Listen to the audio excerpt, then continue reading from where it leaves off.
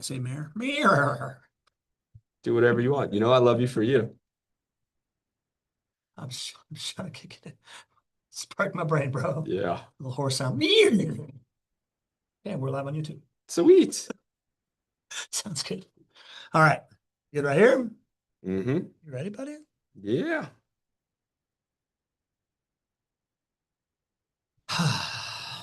As soon as you're ready to put your phone down. All right. I'm ready. Okay. Let's do it. Hey, welcome, everybody, to your weekly edition of the Not Your Average Investor Show. Today, we got headline whiplash. We got two headlines that hit us back to back a couple weeks ago. Trump talking about potentially banning institutional investors from investing in single-family renters and asking for the GSEs. What's GSE stand for, GC? Government-sponsored entity. Government-sponsored entities. That's another word for Fannie Mae and Freddie Mac, right? Yep. Asking them to buy back $200 billion worth of mortgage-backed securities. We're going to unpack what these headlines mean and what it means for rental property investors. I'm your host, Pablo Gonzalez. With me in studio, I feel like we haven't done this in forever. I missed you, buddy. The guy that I affectionately like to call GC because he's got the genius concepts, knows how to generate cash flow, is a great co-host, and his name is Greg Cohen. Say hello, Greg. Hello, everybody. Fantastic to be with you today. Greg, I know that we haven't been together here at studio for a while, but do you remember the tradition that we normally start the show with? The roll call, baby. Kicking us off today with Sir Jeffrey Bolton. Bolton with a good morning. All right, Jeff. Il Maestro checking in second. Mr. John Williams. Famous composer from Long Island, New York, coming up on the show, right? Oh, that's right. Future star of the right show. after the summit, Right by after the way. That is primo spot right there for Maestro. Primo, right in front of the orchestra. The Shaw Man checking in. Nadeem Shah. His trademark good morning, good afternoon from the Pacific Northwest. Saran with the plan. My Jennings. God. I heard about Saran last week. Yeah. How was that? Dude, Saran was awesome. Yeah. She was great. I can't wait to see you, Saran, at the summit and hang out with you and with everybody. It's going to be awesome. Yeah. Did you notice that she has a nickname now? Saran with the plan. Saran with the plan. Oh, That was Leslie Wilson's contribution. Of Thank you, Leslie. Of course, the Melvin. We got Mark Norman in the house from Okay, SoCal. Mark. Good to have you, Mark. Alex Diaz from Tampa. Welcome back, Alex. Justine Herrera. Welcome back as well. Our regulars, Gary and Rosalind Riley from Marietta, California. We regard you, Master. Andrew Barnhill. Andrew Bill. Jeff Lenve in the house. JWB. Good to have you, Jeff, on here. Lydia Filzen, right. the mother of the fairy godmother. There we go. World Nice to famous see you, author. Lydia. Lydia, good to have you back as well. We got LinkedIn Lowry in the house. All right. Good afternoon from a very cold Tennessee. Need to get back to Jax. Ed, I got bad news for you. Yeah. Jax is cold. It's cold here, too. It's so cold. Who else we got? Teresa in the house. Good to have you, Teresa. Not your average guest. Good morning from Washington State. Clearly, Laura Colby checking in. Of course. Good to have you, Laura. Marty Quinn from Golden, Colorado. All right, Marty. Marty, is that a new name? I don't know. Seems like such a familiar name. Yeah, Quinn. Marty. It's from next door. It's Marty from next door. Maybe his nickname will be the next door neighbor. Maybe next door. Next door neighbor, Marty Quinn. Good to have you, Marty. What else we got in here? All right, cool, man. That's a good short roll call today. Good thing because we got some breaking news. Big update for the Not Your Average Investor Summit. As you all know, it's happening February 19th and 21st, 2026 here in Jacksonville, Florida. You can buy tickets by going to jwbrealestatecapital.com/summit. But big news, GC. Why don't you tell the people the big news? We're super excited. We get to welcome Jacksonville's mayor, Ms. Donna Deegan, to the summit. She is going to be speaking at the summit. You all will get to meet her. And she will be there to share her thoughts on her vision for downtown, her vision for Jacksonville overall. And then she'll be a part of a downtown panel. It won't only be the mayor.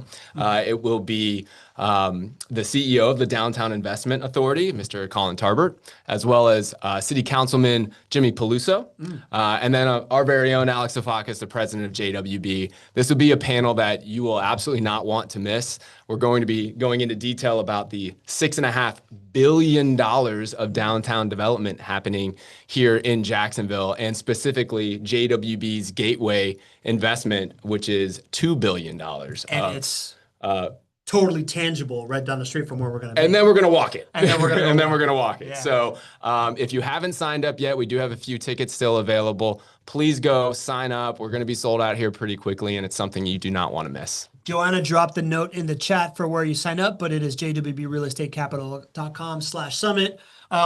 Your partner, Alex, always a hit at Summit. He is. Always a hit on the show as well. Jimmy Peluso is a guy that brings a lot of energy, a lot of enthusiasm into downtown. The mayor, we haven't had her at the Summit yet. I know. We've had her on the show. I know. You know what I love about the mayor? Yeah.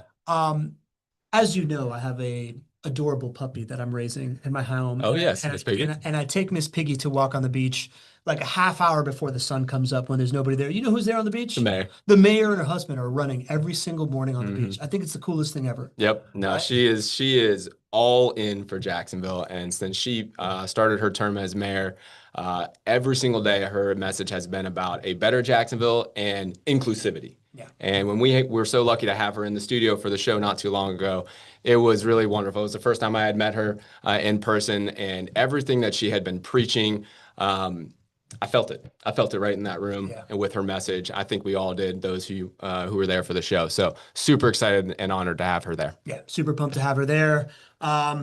Gonna go run her half marathon in a couple of weeks. Oh, that's right. I Yeah. mean, you're gonna run it. I'm probably gonna mostly. Yeah, I know. You've been struggling, bud. You're struggling. I'm still gonna do it. I'm still gonna do it. Are you? Yeah, I'm gonna do it. I'm just gonna probably walk most of it. Love it, Because man. I'm struggling, but yeah, Sweet. You can go at your own pace. Yeah, pumped to have the mayor in the Summit. That is momentous, man. It's a big Really step for cool. us. Really cool. Really cool. All right. So we got more breaking news, GC. We had a question pop up from the show talking about Jacksonville population growth. GC, what'd you find? Yeah, so this was coming off the heels of the quarterly market update where we shared a lot of great data. And I think it was Mike Foster who asked this question. I could be wrong, but he asked about questions. He's the man with the great questions, of course. He was asking about comparing Jacksonville's population growth to home sales in Jacksonville. Because in the quarterly market update I said, hey, listen, home sales today are like 2,800 home sales, 28,000 home sales in Jacksonville. That's basically where we were pre-pandemic. And so he said, well, I'm curious to know what has happened with Jacksonville population growth compared to home sales if we went from 2019 to 2025. And I thought that was a really good question because as your population grows, you would expect your home sales would also grow at a similar rate. Would make some sense. So here's the stats from 2019 till 2025. Jacksonville's population has grown 14%, one of the highest growth rates in the entire country. Now, our home sales in 2019 are just about what they are last year in 2024. So our home sales are flat from 2019 to 2024. Now, you can look at this a couple of different ways. You can say, oh, geez, well, home sales are lower than what we would expect because 0% growth of home sales is less than 14% growth of population. And you could say, oh, well, geez, we haven't grown as much in home sales. But the reality here is think about what's been suppressing housing demand over the last year and years, right? Our home sales have been suppressed because of high interest rates, right? So, the home sales number about 28,000 compared to the same number in 2019 is actually showing us, number one, that things are selling here in Jacksonville. And then number two, that we have suppressed housing demand that should be recaptured in the coming years, which will likely lead to home price appreciation over the long haul for investors. Okay, talk me through that. So even rate means that things have been selling, right? Because we've been selling at the same rate as we were in 2019 when we were already. Do we know what we were growing in 2019? Like, couldn't we also have been at the same 14%? Help me understand the question. Like, if our population rate since 2019 has grown by 14%, wouldn't we have to know how much we were growing at that point to know if there should be a difference between like what the home sales rate was then and now? I think we might be transversing a couple of different things here or whatnot. So in 2019, it was saying the number of home sales is 28,000. Okay. And I don't know what the population growth rate was prior to 2019. Yeah. So I don't know the year before. I didn't look that up. So if we wanted to figure out how much we were growing and was it commensurate with the number of home sales in 2019, we would have to do research to figure out what it was prior. But what this is saying is that normally you would expect home sales to grow at a rate that's similar to your population growing. Okay. Unless the percentage of ownership changed and renter changed and all that, but it's getting into the weeds here. So normally if your population grows 14% during a time period, you would expect your home sales would probably grow somewhere similar to that. There, yeah. So when I shared this data that home sales are 28,000 and it's the same number that it was in 2019, that was to show, hey, listen, things are selling here. This negative narrative of how nothing's selling in the real estate market is just not real in Jacksonville. Yeah, got it. So we still have 2019 was a healthy market. We had that many sales. That's still happening. Yeah, exactly. And then you can look at, well, what has the effect of high interest rates done to suppress demand? Got it. And that's really the delta between, call it 14% of population growth versus flat number of home sales from 2019 to today. That makes sense. That makes sense. People have been moving here at Yes. a 14% clip year over year. Not year over year, total. Oh, total. Okay, total. And the same amount of home sales have happened, and it is not far out there to believe that a lot of the folks that have moved here have been thinking, cool, I'm moving here, I like it here, but I'm waiting until interest rates drop before I purchase my home here.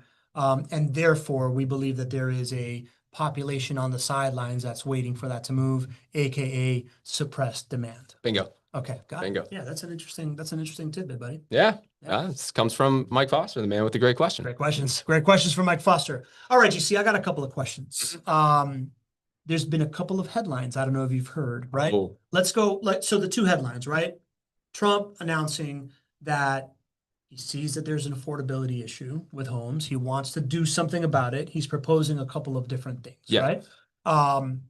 The first thing that he is proposing, this is basically just like an announcement of, hey, here's an idea, right? I don't think he's actually put forth any kind of correct. This is a proposal. This is a proposal. This is just like a tweet. This is a tweet. It's a tweet. Or whatever it's called. Saying, here's an idea. How about we ban institutional investors from buying single-family homes, from buying single-family homes for the purpose of renting them out to families, right? So SFR, single-family rentals, believing that if you can tell these like institutional investors not to buy these assets, now the family that like may need it to actually live in doesn't have to compete with somebody with a bigger bank account than them. Right. That might allow them to find better deals on homes as they move in. That's essentially what he is floating out there as an idea. What do you think about that? I think it's a whole lot of headlines without any real help to affordability. It's great, the data that and the consulting that we pay for, John Burns Real Estate Consulting. Just after that was announced, my inbox was filled with such amazing data and reporting specifically on this topic that I wanted to bring a lot of data and perspective to this topic through the show here today. But at the end of the day, the punchline here is that while people can relate to the narrative of like, I don't want the big bad institution coming in and owning my neighborhood, the data just does not support that is actually happening. And I'll give you some of the data. Institutional investors. Well, first, let's talk about what is an institutional investor, right? An institutional investor, I think, for this definition is somebody that owns over 100, like a group that owns over 100 or over 1,000 rental properties. Yeah, there's no defined what is an institutional investor. So the data that we can share is actually broken down. Sometimes institutions or investors that own over 100 homes, and sometimes it's over 1,000 homes. But it's really any big institution, let's call that, owns 100 or more homes. 100 or more homes, right? So he's basically saying these people are buying up too many homes. Yeah, I think his actual comment was something along the lines of ownership isn't something that should be an investment. Ownership in single family homes and neighborhoods isn't something that should be an investment. And I want to bring affordability to all so that the institution doesn't come in and price out, Susie homeowner who wants to buy that home. Got it. So are institutions buying a lot of homes right now? No. Okay, I think this is the data that we're going to talk about first, right? No, I think they're we not. talk about like, are they buying a lot of homes, and if you ban them, will prices go down? Right? And let's go one step farther. Were they ever buying And A ton of right now, homes. buying a ton of homes. No, Yeah. they weren't. I'm going to show you the data here. But yeah, this is one of those narratives that, makes people feel good that like none of us want like institutions owning our, our neighborhoods and whatnot. But the data just has never supported that institutions have been a predominant player in single family homes. And I'll share all that information with you here. So, yeah, so here's a stat to know if you ever find yourself in a conversation with somebody who's concerned about this, right? Institutions only own about 1% of all single family homes across the US. And it's broken down by market here. It's really insightful to see it broken down by some of the biggest MSAs or metropolitan statistical areas. Jacksonville has been a more popular market for institutional investors. Yet only 5% of all homes owned here in Jacksonville are owned by institutions. And this is homes owned. This is not like how many rental properties are owned out of all rental properties. This is the Correct. population of homes that anybody could live in, owned by institutional investors. Correct. Either people that have over 100 or people that have over 1,000, depending on your definition. Correct. And it's important to start with the big picture here, because the big narrative that we're trying to avoid is that the institution owns all of the homes in my neighborhood and that people get priced out. So yes, across all single family homes, institutions own roughly 1% across the country. Got it. And in Jacksonville, a little bit more than that, because it's a really good place to have bought single family homes. Exactly. They think like we do. What I share with you Yeah. about why it's such a great investment in the 5 profit centers. Guess what? I didn't make this stuff up. Yeah. The big boys and girls at the institutions, they know it too, and that's why they have targeted Jacksonville over the years to buy more than in other places. Quick question, because Jen is asking this in the chat. Is JWB like I would say like she's asking, is JWB an institutional investor? And I would assume that like y'all as a group, that when you and your partners own 400 properties, you may fall in that because you're north of 100, but your clients are not institutional investors. Right? True. Yes, to your point, who we are and who we serve are not institutions, right? Our average client has somewhere around 3 properties in their portfolio. And so we do not serve institutions or hedge funds. That's not who we sell to. So is JWB an institution? I don't know what the definition of an institutional investor is right now. I think who really cares unless this ban goes into place. But if it's 1,000 homes, then JWB is not an institution. We don't own over 1,000 homes. Is it over 100? Then yeah, you would qualify us as an institution, even though who we serve is not an institution. Got it. Okay, so then again, as far as all the homes out there, less than 1% of them are owned by institutional investors, whichever way you cut it in that definition. As far as single family rentals, right? I think this is a really interesting statistic. There's 14 million single family rental units in the United States, and 3.4, if we're just condensing to rentals, are owned by institutions. There you go.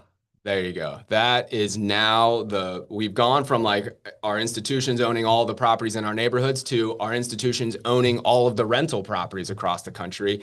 And you have the same result. Only 3.4% of all homes across the country, all rental properties across the country are owned by institutions. And that's what that definition being those institutions owning 1,000 or more properties. So that would be like the big Wall Street type of institutions. Only 3%. And then you can even go one step farther and say, if you said the definition was over 100 homes, where JWB would be a part of that, right? The percentage only goes up to 7%. So 93% of all single family rental properties are owned by us, mom and pop investors, not institutions. And this is total ownership today. This is not the number of like they are buying 7% of the market right now as we speak, right? Like that does not, that like if we were thinking about, because right, the first thing that we're asking ourselves is, are institutions buying all the homes? Right. Right. So like fair to say they have not bought all the homes, right?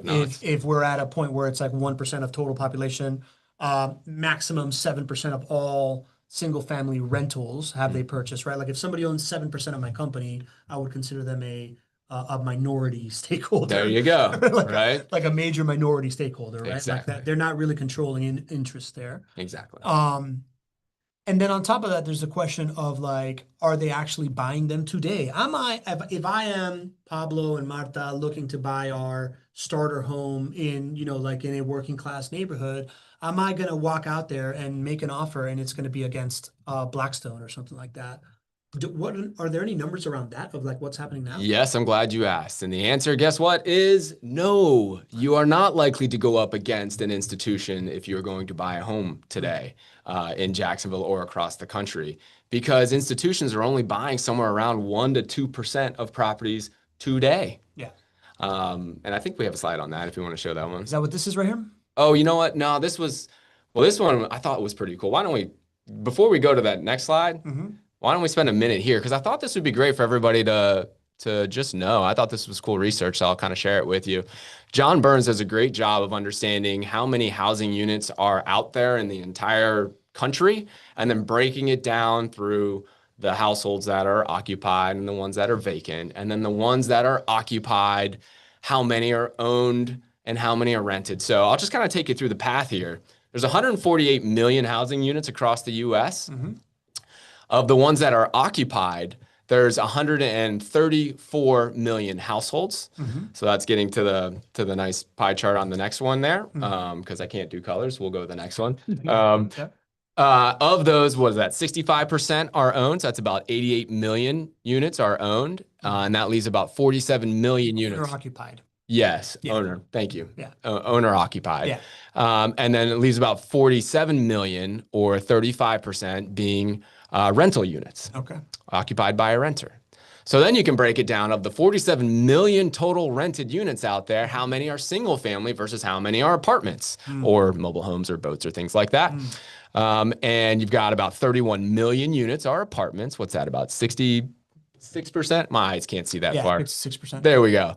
And that leaves you about 30% as single family rental properties, which nets out to about 14 million units. You can then break it down by the type of investor who owns those 14 million single family units. And so, yeah, there you go. There's your fun facts for today. Super interesting. All right. So these are all the households. It's this like big pie right here, 134 million. Out of all those households, this is what we are talking about right now, right? Like this like whole slice of like renters, which is 35%.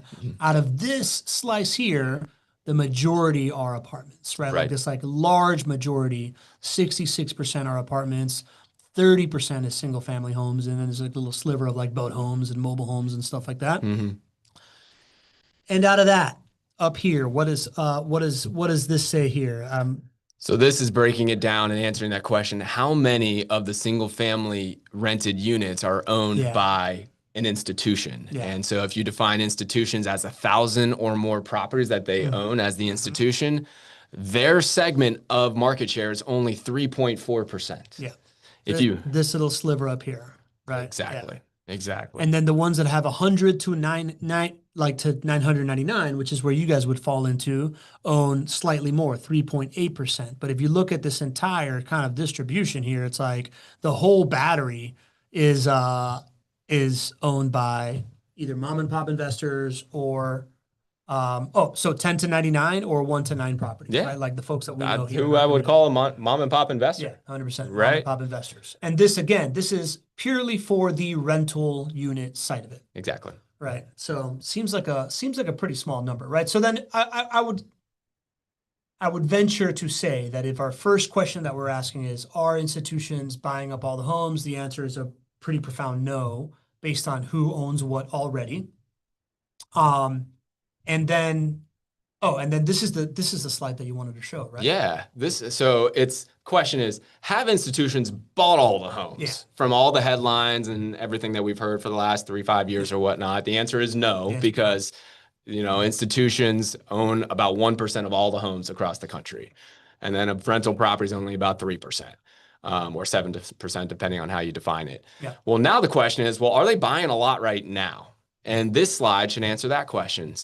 So institutional investors are purchasing only about 1% of all U.S. homes today.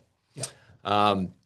And so if you're going to go buy 100 homes, you might compete with an institution in one of them. Yeah, across the U.S. Yeah, across the absolutely. US, right? 100%. Yeah. Here's an interesting and a couple interesting things on this slide. That graph shows the institutional buying activity going all the way back to 2011, Yeah. Just 2012-ish, post-recession. right? Mhm. And so we have been hearing that institutions are buying 30%, 40% of all properties across the country for what, 3 years now, 5 years? I don't know, as soon as the market was on fire. Mhm. But that's just never been real. So institutions have been buying, look, somewhere between about 1 to Yeah, 1 to 2%. 2 for the entire time, except for maybe like 3, 4 years here. Exactly. When it bumped up to 3%. Yeah. Right. So Well, it really bumped up to 3% twice. The rest of the time it was below 3 still. exactly. Yeah, yeah. So it has been way overblown. The fear of this has really been generated by these headlines, but it just hasn't been real. And so no institutions haven't bought up everything, and no institutions are not buying up everything right now. So a ban on institutions buying properties today is really much ado about nothing. Yeah. And that's basically the takeaway, right? Like, the first question is like, are they buying up all the homes? No, they have not bought up all the homes, and right now they're currently not buying a lot of homes, right? 1%. Right. So if you were to just completely ban, institutions for buying it, it would be like a tree falling in the woods, right? With nobody to hear it. A very, very small sapling. I remember when it reminds me of I had a history teacher that I loved in high school history class, Dr. Ramsey. And we were learning about the Alabama bus boycott, right? We are learning about the civil rights movement. Mhm. And he was asking us, I went to a private school in Miami, Gulliver Preparatory. It's not where Fernando Mendoza went, but no. Yeah, I was going to say, is that Columbus? Because everybody knows Columbus we now. competed with Columbus. We competed with Columbus. And he asked us, he's like, hey, what do you guys think would happen if every student here in Gulliver right now boycotted the Miami bus service? And we're like, well, I don't know. He's like, 0. Nothing would happen. None of you guys take the bus. Right? But in Montgomery, Alabama in the 60s, like African Americans boycotting was a large population of who took the bus system. Yeah. Right? So it's like, you can have these like massive, grandiose like actions that you take, but if you're not like actually like you're not the population that uses it or transacts on it, it's not going to affect anything. Yeah, exactly. It's the market share. Yeah. What was the market share of you in your high school class taking the bus? 0. 0. The market share of institutions either buying or have purchased, single family rental properties is almost the same market share as you guys taking the bus, apparently. Yeah. Okay. Makes perfect sense. So at the end of the day, takeaways as far as that goes, institutional single family rental ownership is a very small slice of the U.S. housing market. Institutional investors are only purchasing 1% of all homes. A potential ban would have minimal impact overall, namely, like specifically on home prices. Wouldn't do anything. Anything else that we need to know as far as institutional investors? Yes, there would be potential big negative ramifications of the very thing you're trying to solve by doing this potential ban. We're trying to increase affordability. What's actually happening with institutions is many are partnering with home builders. JWB is a home builder as well, if you want to call us an institution. And we are bringing supply to the market because we are building 350 homes this year. And other institutions are doing the same type of partnership. So they're actually bringing inventory to the market at a time where supply and raising supply is the solution to affordability. So you could actually, depending on how this ban would go, if you banned the build to rent activity within an institution, you could actually be decreasing supply, which would not be good. It would harm the very thing you're trying to solve. And the other thing I wanted to mention right now, we showed how little home institutions are buying as far as home purchases today. Institutions today are actually net sellers. So if you count up the number of homes they buy versus the number of homes they're selling right now, they're actually net sellers because that's the nature of the environment right now. Yeah. They are redeploying their capital in different places. Interest rates are higher and all that good stuff. So they're not buying a ton. Well, they're actually net sellers. So when you're a net seller, you are actually adding supply to the marketplace as well. So institutions are actually serving a strong purpose to help with the affordability crisis right now. So banning institutions and then potentially even limiting their abilities to bring new supply to the market would be the opposite of what we need right now. Interesting. I did not think of the idea. Well, so I assumed that our lesson here was going to say you can't wave a magic wand and all of a sudden get prices to like go down. We've been talking about it for a long time. Supply is the answer, right? Like Yeah. we are chronically undersupplied in single family homes. And we need to like incentivize people to build homes, whether it's kind of like how we've talked about creatively by like maybe changing some zoning regulations around parking Reducing red tape. and reducing red tape and stuff like that. I didn't think that the other piece of this is like, yeah, when these single family homes are going to be built, these institutions are kind of the ones that will end up funding the bill Yeah. in order to like build this type of stuff because that's where like this money comes from. Yeah, that's true, right? Rather than incentivizing through, incentive plans from government dollars, right? Yeah. A benefit here is if you just let builders build, which are funded by institutions through their partnerships, let them bring supply to the marketplace. Let's not restrict it. Yeah, makes sense, man. It's counterintuitive, man. Like, I'm somebody that's like, damn the man, right? So like to be here and be like, yeah, institutions are the answer. It's like, well, I mean, it's not an easy pill to swallow if that's what your internal narrative is. And I think it's really, really easy to like stoke those nerves on social media and be like, look at all these homes that they own and look how much they're worth. When in reality, you look at like the giant market of it all, and it's really not a lot of it. So it's just kind of an easy villain.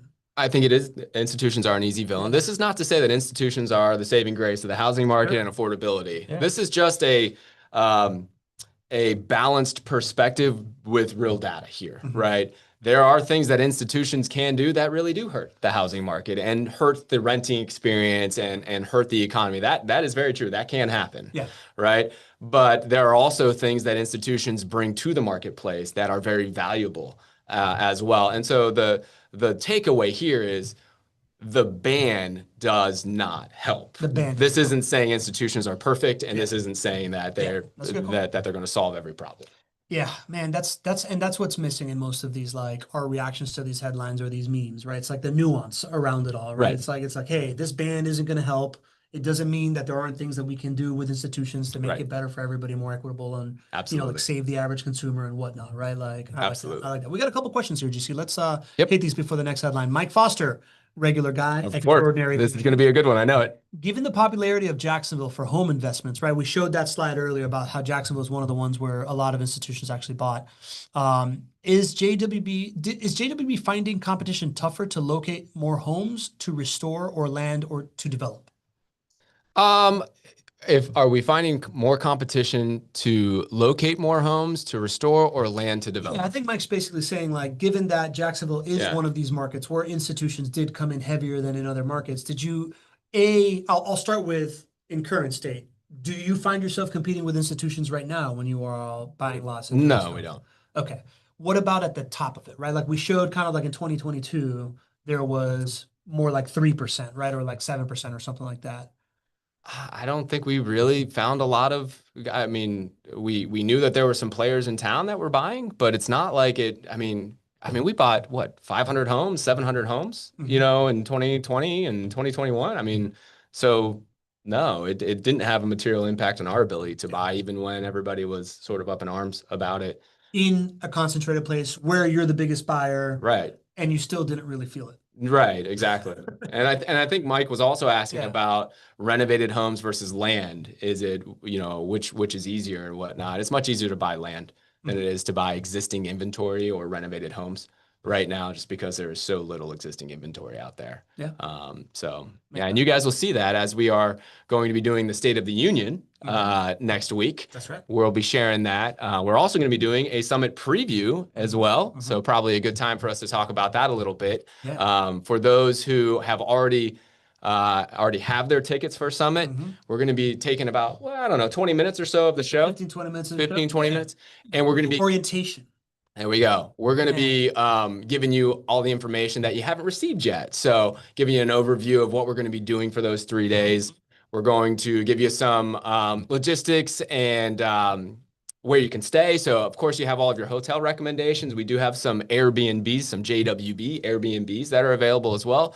We'll tell you how you can reserve one of the JWB Airbnbs to get the true JWB experience if you'd like it. Just as well as a few other things that are going to be really important. We can talk about the folks that are going to be there. Our sponsors are going to be not just any sponsors. They're the sponsors that you guys know and love. Yeah. Whitney Ritchie from Ritchie Insurance, John Siebert from Patriot Home Lending, and then Ian McKillop, who's going to be talking about estate planning, asset protection. So many questions on the show about estate planning and oh my gosh, right? Like yes. These are all value add sponsors that are going to come and be able to educate you on all the different things that you ask, and it is the innermost network of JWB, right? Absolutely. What do we have to look forward to in the? I want to get back to the show. Yeah, we should. Since we teased it. The State of the Union, GC, I really don't know much about it. Like, I know that you were there last week doing it. What's a little teaser of what we're going to talk about in the State of the Union? You know, I think it's so insightful to see where the big players are putting their investment dollars and how they are arranging their business to take advantage of the market today.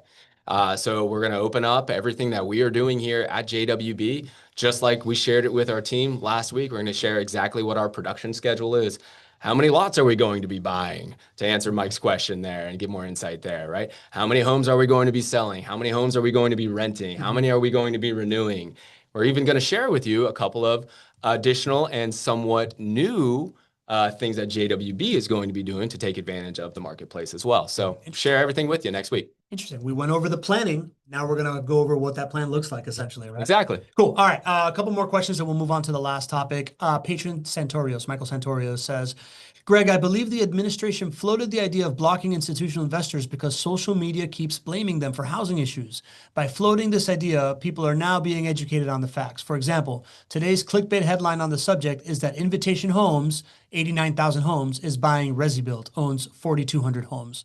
Seems like a blip in the bucket when we're talking about those numbers in comparison to the rest of the Yeah, but you know, to Michael's point, you know, you read that headline, and if you haven't, you know, been a part of kind of this discussion, you read that headline, you start seeing 4,200 homes now being owned by a company that owns 89,000. You just start to think they own everything, and they've infiltrated my neighborhood, you know. So, you know, Michael, I think. I mean, I think you're right? Social media certainly makes certain headlines. I don't know. It elicits emotions for sure. So the facts and perspective really help to give the realness. I mean, this is why podcasts have become such a great medium. And in a world where everything is about like a 1-second soundbite and having an immediate opinion, this like long form kind of like content where we get to talk things through. I get to ask stupid questions, you get to answer. Yeah. I remember when people used to like actually have conversations to understand everybody else's opinion and, you know, come to a common ground. I mean, and walk away as friends. That's been a long time since that happened. And we're still friends. Yeah, I like it, man. David Blattner says, are there certain MSAs where institutions do hold a somewhat large percentage of SFRs? I thought I saw a post on X from Resi Club that said Atlanta had a lot of institutional ownership. Yes, David, you're right. Atlanta, from the data that I saw, Atlanta actually has the highest percentage. Jacksonville is up there as well. So of the single family rental properties, the highest percentage will be somewhere around 25%. And it's not this slide because I didn't. Oh, this is of single family homes. Yes. Okay. So the slide that we were just looking at is of all homes. Now, I think what David's asking about is just of rental properties. What markets are the most held by these institutions? And the highest percentage you'll find is somewhere around 25%. Atlanta is at the top. Jacksonville is at the top. You know, and it's a lot of the Sunbelt markets, right? Yeah. Because it's the same reason that you and I want to invest in the Sunbelt, right? Cost of living is low, and rents are generally high enough to produce positive cash flow. Yeah. And it's where people are moving, so you expect higher population growth and higher home prices. So that's why they did it. I would assume that institutions skew towards growth markets much more so than cash flow markets, right? At the end of the day, they get all the different benefits from depreciation and all these other things that are actually even more accelerated than the average investor, right? Yes. They understand the 5 profit centers that we talk about. They get it, because when you're controlling hundreds of millions of dollars and you understand how your internal rate of return jumps up by being in a market that has significant home price appreciation, you are excited about putting a significant amount of your capital there. And so, yeah, that's why you'll see markets like Atlanta, Jacksonville, and a lot in the Sun Belt as being some of those more popular markets. Yeah, got it. All right, last questions before we move on to the next headline. Juan Duque says, "Hi, Greg and Pablo. This is Juan Duque. Building on your analysis of institutional investors and these questions and the questions of which cities, states, and nonprofits may or may not qualify under a semantic definition, what are your views on the potential impact of the recent measures adopted by New York City under the COPA Act?" Are you familiar with this? I don't know what the Unfortunately, COPA I'm Act is. not. Oh, okay. I'm not familiar with it. It says, do you see these policies potentially benefiting more market-driven cities such as Jacksonville, particularly in terms of multifamily appreciation by redirecting demand and capital allocation away from highly regulated markets like New York and towards less restrictive ones? You know what? I think I can take this question and do a little bit more research and come back to you on a future show, Juan, and give you a better answer there. Appreciate the question, and that's what we'll do. Yep, sounds good. I'm putting it here in the notes Perfect. so that I can give it to GC. All right, GC, we beat that headline up pretty good. Second headline of the day is this idea that this is no longer just a tweet, right? Like this is actually something that went into effect. Now the next section we're talking about. Yeah, Yes. the next section is something that has gone into effect. Yes. And it's that Trump has directed the GSEs, right? This was a new thing. When you like texted me this headline, you're like GSEs, MBS. I was like, I have no idea what you're talking about. And you're like, government, what entities? Government Sponsored. Governments, GSEs, government-sponsored entities, which is essentially Fannie Mae and Freddie Mac. Yeah. Have bought $200 billion worth of MBS. MBSs, mortgage-backed securities, right? In order to try to bring down interest rates. Yes. Okay. Can you just explain to me what all that is? Yeah. So Fannie Mae and Freddie Mac are under government conservatorship. Yeah. So they are quasi-independent agencies, but they're under the control and the direction of the federal government currently. Okay. This was a result of the Great Recession. And so since then, they've been under conservatorship. Yeah. So, they are these huge entities that basically help you and me have the interest rates and the loan terms that we have, because what they do is they buy mortgages from your bank or whoever originates your mortgage. They package all of them up and then sell them on the secondary market to investors. It's called a mortgage-backed security. So that's really the role of Fannie and Freddie. And like I said, now they're under government direction and have been for the last, 15 years or so. So what's really interesting, though, is if we remember a show that we were doing a few weeks ago, 3-4 weeks ago, we talked about the end of QT, quantitative tightening. And that's really where the Fed, which is not a GSE, the Fed, the Federal Reserve, is a government entity.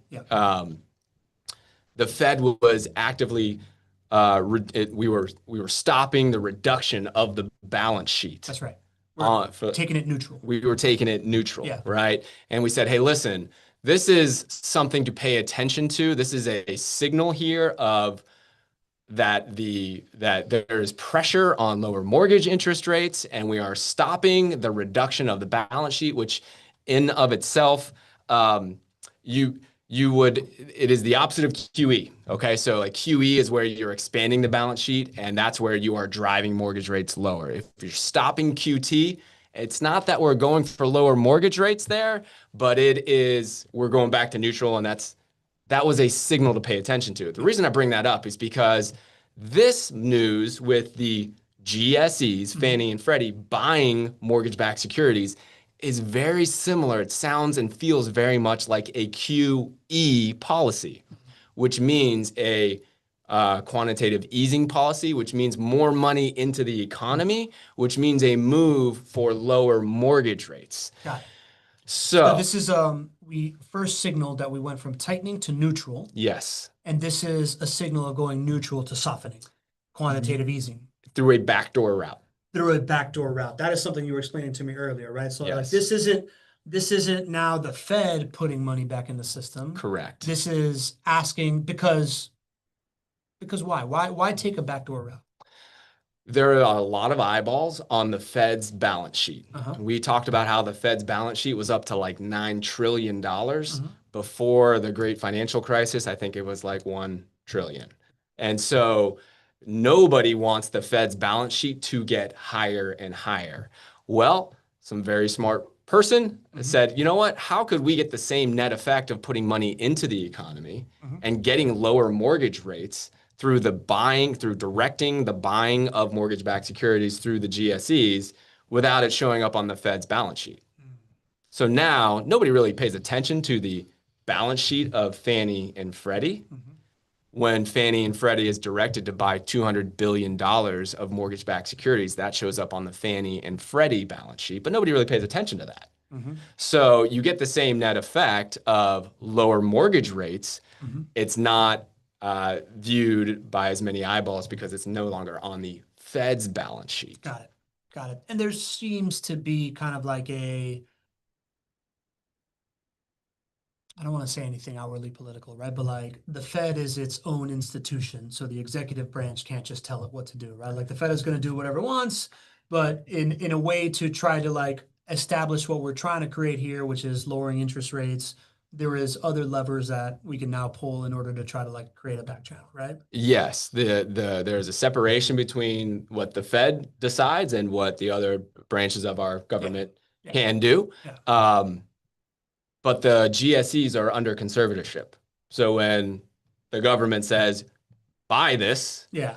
the GSEs say, okay, you're the boss. You're the boss. Yeah. So this is a unique moment in time. And to give some historical context, there has never been another time where the direction has come from the government for the GSEs to buy mortgage-backed securities for the purpose of lowering mortgage rates. Yeah. It's very discreet and done with intention here. This has never been done. I will say that the GSEs do buy mortgage-backed securities. They Yeah. do have them on their balance sheet, Yeah. but this is the first time that it's been done for this specific intention. Yeah, that's interesting, man. I mean, there's two sides. Like for me, there's kind of like I feel two different emotions here, right? Like I think we all want interest rates to go down. It's good for the economy. Yeah. I'm glad we are like looking for ways to do it. Um, it also almost feels like a shell game. Like aren't we like if we're just like, all right, well, where else can we kind of like buy this thing down and move it into some kind of like quasi-governmental like balance sheet here? Like, am I You know, I can understand your perspective. I think a lot of anybody's perspective on this is going to be heavily informed by how they feel about the nature of things, Sure. right? Yeah, So yeah, I think everybody's perspective is valid, and there I think will be some strong opinions. If you peel back, my job here is really to peel back the onion and tell you what's happening. Yeah. All right, and everybody can decide is it good? Yeah. Is it bad? Is it good for now, but maybe bad later on? Yeah, who knows? Who knows? Yeah. But yes, simply what's happening is that the net effect of injecting money into the economy is being done through a backdoor or a different channel that is going to get less eyeballs, and that's just a fact. Yeah. And I guess as investors, I think it's just another telltale sign of like institutions, the government, like like it's as a country, we will always be looking at every option possible in order to keep the housing market going. That's really the takeaway here. We have Yeah. been talking about how when you make a decision to buy a single family rental property, Yeah. you're not just buying something that is a hot stock tip, right? You're buying something that is a critical need for the family, for the community, for the city, for the country. Yeah. And the federal government is incentivized to make sure that single family housing works. We have been saying this forever. It is the way things are. So when you're thinking about where to put your investment dollars, you want to be riding a wave where there is positive momentum that all key constituents need it to work. That's housing. That's single family housing, both rental and owner occupant. And whatever the views are on, is this the right thing to do? Is this the wrong thing to do? This is a dangerous precedent or not, or whatever. Could it be a dangerous precedent? I think all those views are very fair. Here's my take. I want to be in a position where I am going to benefit. My investment dollars are going to benefit from the writing on the wall. Yeah. And buying single family rental properties is a type of investment that benefits because it is a critical need. There is a lot of momentum towards reducing interest rates. Yeah. And it's been talked about for a long time. You're seeing some things that have happened just in successive months now with the end of QT and now the GSE is buying $200 billion of mortgage-backed securities. These are things that are moving in the direction of lower interest rates. And guess what? We've seen interest rates come down significantly over the last month and over the last year. And so connecting the dots here is it is as old as time. Yep. When interest rates go down, home prices go up. Yep. And so this is a moment where I am telling you, like the writing's on the wall and now it's actually happening. You're starting to see interest rates go down. You want to be buying before interest rates go down as low as they can go, because when interest rates go down, home prices go up. And so that's what we see here. So I did pull some stats just because I thought this would be a good refresher for everybody. We haven't really talked about what interest rates have done so much, maybe in the last month or two. The average 30-year mortgage rate has dropped from about 7% 1 year ago to about 6%. And that's what this slide is showing. A huge difference between 7% and 6% when it comes to home price affordability. And guess what? Mortgage application data is skyrocketing, especially over the last couple of months as rates have come down substantially. When you say a huge difference in the drop in mortgage rates from 7% to 6%, I imagine what you're talking about is like what we have continued to show over the show, like cash flows for rental properties are increasing. Yes. You're able to put less down as a percentage on the loan in order to get a cash flowing home. Yes. It's really starting to unlock, what was that? We had like a term for it, right? Like there was like dormant equity. No, I don't think I've ever heard that. Oh, yeah? No, yeah. But really? I thought I shared that one with you. Yeah. Well, I mean, so what it's doing is it's helping people unlock the equity that's already in their homes. Yeah. And I've just been trying to tell people, like, equity in your portfolio of rental properties is a wonderful thing. But if all of it's doing is just showing up on a piece of paper as like equity, and you have these goals that you want to accomplish, financial freedom in 5 years, 10 years, 15 years, you're just not maximizing the tool that you have, which is your equity. So, helping people see equity for what it is, which is a great thing. But if all it's doing is just sitting there, it's just dormant. Yeah. It's just not helping you. That's a term that we share with clients and whatnot, but I guess I haven't shared it with you. Well, I'm awake to it now, Jesus. There you go.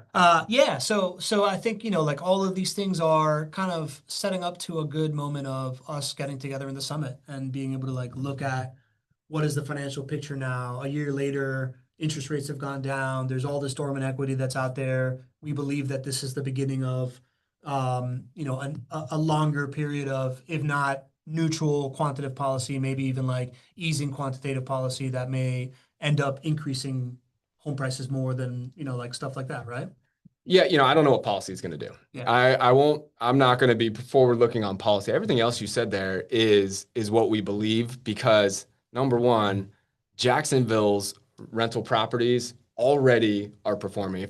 If I look nothing at like what is the potential positive that can come down the line, this investment is a critical need. It's been working for decades. It is built to supply your retirement goals, right?